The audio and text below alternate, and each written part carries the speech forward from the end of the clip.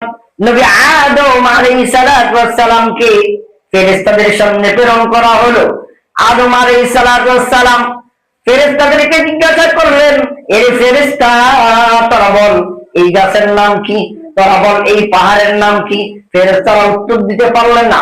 ফেরেশতারা যখন উত্তর দিতে পারলো না, তখন আল্লাহ রাব্বুল আলামিন এবার ডাক দিয়ে বললেন, এ ফেরেশতারা দেখ, আমি আদম আলাইহিস সালাতু ওয়াস সালাম আমি আমার মাখলুককে যেই ইলম অর্জন করার অধিকারী বানিয়েছি, যে ইলম আমি আমার বান্দাকে দান করেছি, আমি তোদেরকে দান করি নাই। এর থেকে বুঝে নে, আমি পৃথিবীর বুকে যেই মানুষ বানাইলাম সেই মানুষ হলো ফেরেশতা থেকে শ্রেষ্ঠ। সুবহানাল্লাহ।